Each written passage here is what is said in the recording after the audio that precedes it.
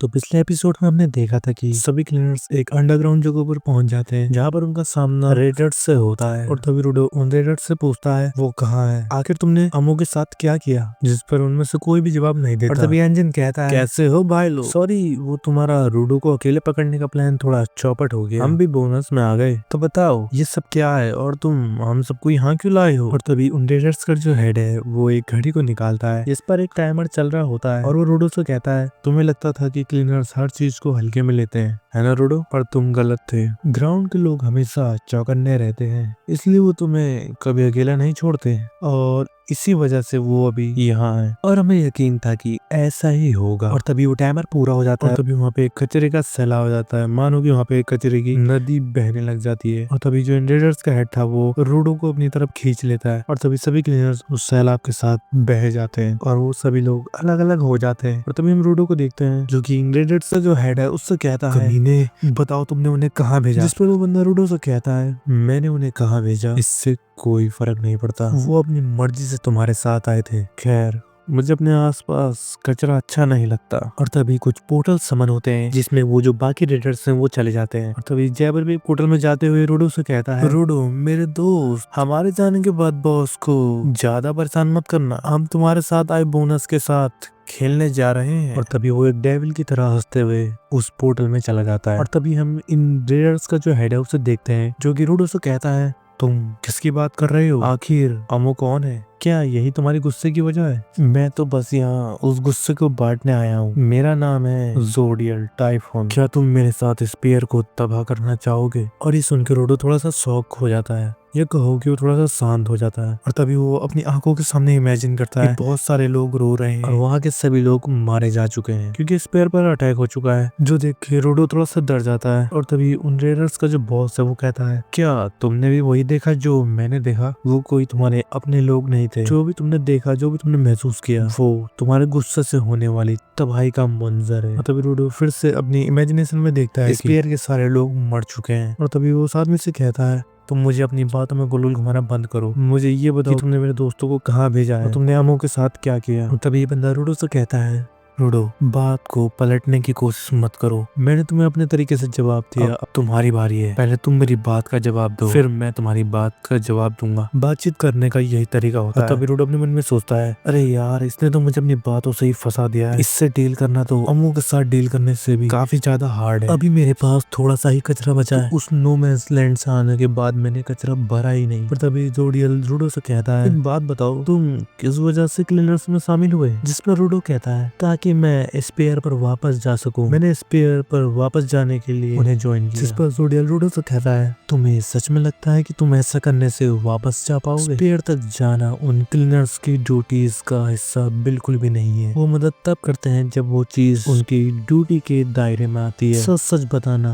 तुम इससे बिल्कुल भी खुश नहीं हो ना, सच कहूँ तो इस दिखावे की दोस्ती से तुम्हारा काम बिल्कुल भी नहीं बनेगा। और तभी सीन शिफ्ट होता है और हम रियो को देखते हैं जो कि अपने कपड़े साफ कर रही होती है और वो बोल रही होती है अरे यार पूरी बॉडी में कचरा ही कचरा हो गया, तुम्हें हूँ कहाँ पे, कोई है क्या यहाँ। और तभी वहाँ पे एक पोर्टल समन होता है और उसमें से एक लड़की बाहर आती है और वो बोल रही होती है कितना चपड़ चपड़ करती हो, अभी तक तो शेरनी तुम्हारे सामने भी नहीं है। और तभी वो लड़की उस पोर्टल से पूरा बाहर आ जाती है और फिर से वो कहती है अच्छा तो तुम हो जिसे मुझे निपटाना है, जिस पर रियो कहती है अरे अरे अरे सामने आते ही डायलॉग बाजी शुरू कर दी, अच्छा तो ये बताओ कहीं डर के मारे तुमने ही तो हम क्लीनर्स को अलग अलग जॉब पर नहीं भेजा, वैसे तुम रेडर्स के प्लानिंग की तो दाद देनी पड़ेगी। और तभी ये लड़की जो कि अभी अभी पोर्टल से बाहर आई है वो रियो से कहती है क्या बात है, दुश्मन के मुंह से इतनी तारीफ, अब तो मैं तुम्हें बिल्कुल भी नाराज नहीं करूंगी। और ऐसा कहते हैं वो अपनी सर पर लगी हुई कंघी को निकालती है और उससे अपने बाल बनाने लगती है और तभी सीन शिफ्ट हो जाता है और हम जैबर को देखते हैं जो कि पोर्टल से समन होते हुए बोल रहा होता है क्या बात है, अब तो मजा ही आ जाएगा,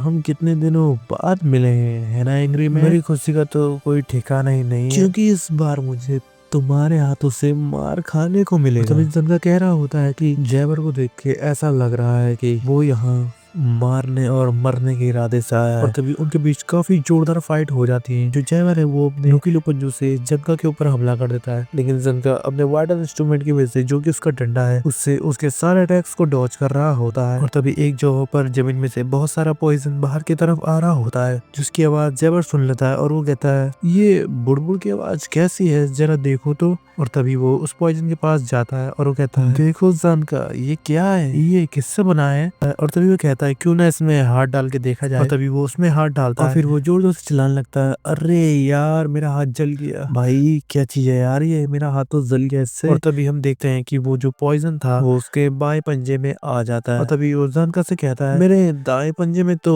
पहले से ही न्यूरोटॉक्सिन था, मेरे बाएं पंजे में कुछ भी नहीं है। पर जैसे ही मैं किसी पॉइजन को अपने बाएं पंजे से छूता हूँ वो मेरे इस बाएं पंजे में आ जाता है। तो चलो भी एंग्री मैन, अब इससे बचकर दिखाओ। और ऐसा कहते हुए वो उस पॉइजन को जानका की तरफ फेंक देता है। और तभी वहाँ पे सीन शिफ्ट होता है और हम रियो को देखते हैं, जो कि एक कॉकरोच को देखकर काफी जोर से चिल्लाने लगती है। रियो की ये सब हरकतें वो दूसरी लड़की देख लेती है, जिसे देखकर रियो कहती है मैं किसी चीज से नहीं डरती, मुझे बस थोड़ा कॉकरोचों से डर लगता है। ये सुनने के बाद ये दूसरी लड़की कहती है तुमने क्या कहा, तुम ग्राउंड पर रहती हो, क्लीनर्स के साथ काम करती हो और तुम्हें कॉकरोचों से डर लगता है, तुम क्लीनर्स भी बहुत नरम दिल होते हो, डरपोक कहीं की। जिस पर रियो कहती है हाँ मुझे पता है, एक छोटे से कॉकरोच के लिए मैंने कुछ ज्यादा ही बड़ा रिएक्शन दे दिया। और तभी सीन शिफ्ट होता है और हमें फिर से जनका और जैवर की फाइट दिखाई जाती है। और तभी हम देखते हैं कि जनका ने पॉइजन से अपने आप को बचा लिया होता है, बस थोड़ा सा पॉइजन उसके गाल पर लग जाता है। और तभी ये देखकर जैवर कहता है अरे तुम अभी तक यहीं पर खड़े हो। जिस पर जनका कहता है अब इतने से कीचड़ को देखकर मैं यहाँ से डर के भाग थोड़ी ना जाऊंगा, और वैसे भी ये कपड़ों पर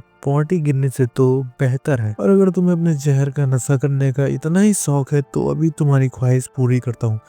और ऐसा कहते हुए वो उस पूरे दलदल को ही जमीन से अलग कर जैवर के ऊपर पलट देता है और कहता है अब देखता हूँ कि वो कैसे बचता है। और तभी हम एक बंदे को एक लकड़ी के दरवाजे के पीछे छुपा हुआ देखते हैं, जो कि इंजन को देखकर छुपा हुआ और तभी इंजन कहता है हे कुछ तो बोलो, कुछ तो बोलो, अब मैं यार बोरियत के मारे मरा जा रहा हूँ, कुछ तो बोलो यार। दरवाजे के पीछे छुपा हुआ वो बंदा इंजन को देखकर बोलता है ये तो सच में कमाल का है। और तभी फिर से सीन शिफ्ट होता है और तभी हम टीम चाइल्ड के लीडर और डियर सेंटा को देखते हैं, जो कि आपस में बोल रहे होते हैं आखिर ये कौन सी जगह है, लगता है हम जमीन के नीचे हैं, शायद किसी गुफा में। और तभी सीन फिर से होता है और हम फिर से उसी लड़कियों को देखते हैं जो गिरियो से बोल रही होती है जोडियल ने हमसे एक बात साफ साफ कही थी, रूडो के अलावा जो भी यहाँ आएगा उससे जल्द से जल्द खत्म कर देना। और तभी हमें पता चलता है कि जो उसकी कंघी है वो उसका वाइटल इंस्ट्रूमेंट है। और तभी वो उसे एक्टिवेट कर लेती है, मेरा नाम है अमोजो और अब मैं तुम्हें यही खत्म कर दूंगी बिल्ली की बच्ची। और तभी रियो भी अपनी कैंची बाहर निकाल लेती है और वो कहती है मुझे बिल्ली की बच्ची कहना बंद करो, मेरा नाम रियो है। और तभी उन दोनों में फाइट होने लगती है और तभी रियो अपनी कैंची से इस लड़की के थोड़े से बाल काट देती है, जो देखकर ये लड़की कहती है एक छोटे से हमले से इसने इतने बाल काट दिए, इसका मतलब यह है कि मैं इसे हल्के में नहीं ले सकती। पर तभी रियो कहती है मुझे लगता है कि तुम अपने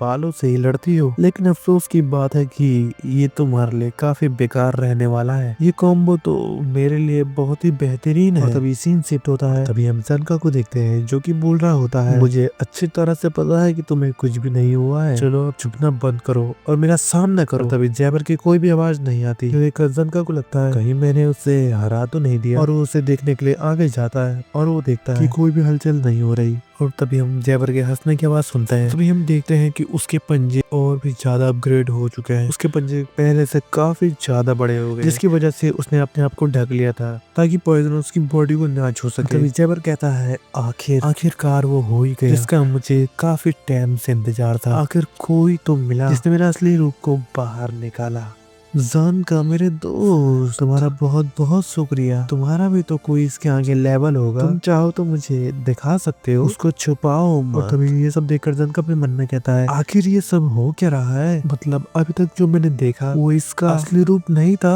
फिर से सीन शिफ्ट होता है और हम रियो को देखते हैं जो कि जमीन पे गिरने लगती है और उसकी आंखें धीरे धीरे बंद होने लगती है और वो कह रही होती है कि मैं तो बिल्कुल भी हिल नहीं पा रही, ये क्या हुआ, उसके बालों को छूने से मुझे इतना दर्द क्यों हो रहा है, इसका मतलब है कि तुम्हारे बाल बिल्कुल भी रेशमी नहीं है। तो वो लड़की कहती है बालों में लगातार प्लास्टिक की कंघी चलाने से स्टैटिक इलेक्ट्रिसिटी प्रोड्यूस होती है और इसीलिए मेरे बाल रेशमी नहीं है बल्कि नुकीले हैं। कंघी और कैंची से फुली चार्ज हुए मेरे ये इलेक्ट्रिक बाल तुम्हारे लिए बहुत ही खराब कॉम्बो है। और इसी के साथ ये एपिसोड भी यहीं पर एंड हो जाता है। तो मिलते हैं नेक्स्ट एपिसोड में, तब तक के लिए टेक केयर, बाय बाय।